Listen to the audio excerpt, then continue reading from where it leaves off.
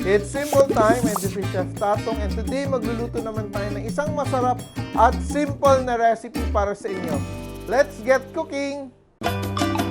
Simpol, simpol, luto na ha.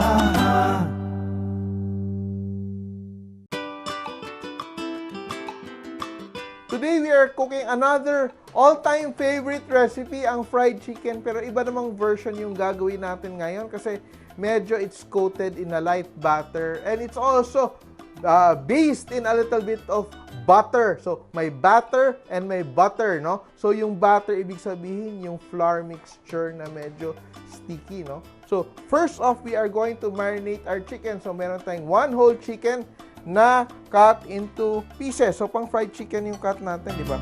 And, simple natin na marinate. Gagamit tayo ng Wow Sarap granules. So, 1 pack to 1 kilo. Or you can use salt or even patis. Masarap din, no? Ito naman siya para ma-recreate natin yung medyo restaurant flavor, no? Because they use mga special seasonings for that, no? And to give it that medyo Chinese-y kind of aroma, 1 tablespoon of 5 spice powder.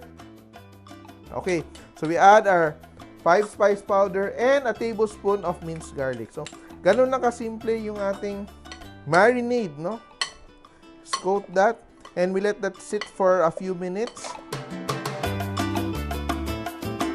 So, I just start off with a little oil. Gagamit na ako ng oil dito and I add my garlic.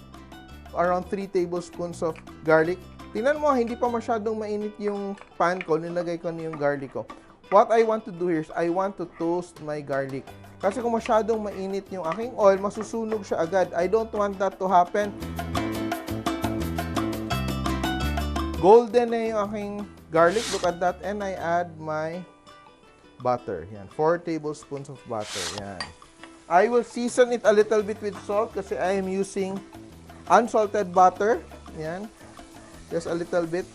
Konting salt lang. Pitik lang ng salt. And that's done. No? What do we do now? Cornstarch. 1/4 cup of cornstarch. Half cup of all-purpose flour. Yan. 1 tablespoon of baking powder. Yan. Salt. 1 teaspoon of salt. Half a teaspoon of ground black pepper. We're using UFC black pepper. And of course, mix it a little bit. We slowly drizzle our cold water. Yan. So, medyo may konti siyang light coating. Yan. Cold water. So, bakit cold water? Kasi magiging crisp siya when the cold hits the hot. Tutulong din siya na mag-fluff up ng konti kahit may baking powder na tayo. Mas maganda pa rin yung luto niya when you're using cold water. And mix it up. Don't overmix it as long as mabasa na siya yung ating chicken. Our oil is already hot. So, when you overmix your flour, the gluten develops. So, yung gluten is isang component ng ating flour na is a protein strand na pag hinalo mo, magtatafen siya, magiging parang chewing gum siya. So, if you want it to be fluffy and crisp, don't overmix. As long as mabasa lang siya evenly, and we begin to fry. Yan. Look at that. So, be sure that your oil is hot enough. Yan. So, kung sometimes hindi mo makuha kung ano yung secret spice na ginamit, it's 5 spice or ngoyong powder.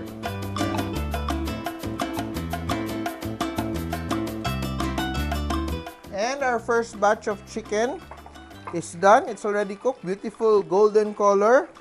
Yan, malalaman natin na luto na siya kasi medyo lumulutang na siya sa oil. Yan, ibig sabihin nag-lighten na yung weight niya kasi yung tubig niya, yung moisture niya, has evaporated.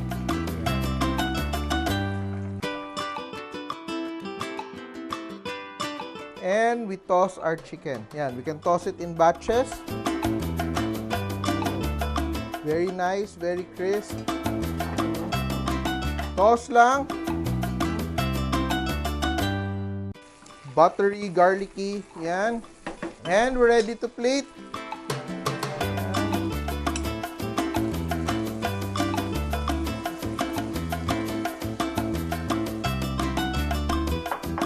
Here it is, our version of buttered fried chicken. And of course, may side tayo na yang chow. Ang recipe nasa page din natin.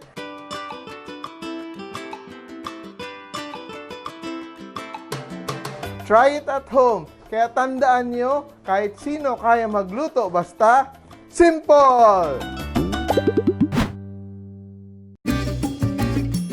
Mga ka-simple, remember, loving is sharing. Kaya share this video and like nyo na rin. Kain muna ako. Bye!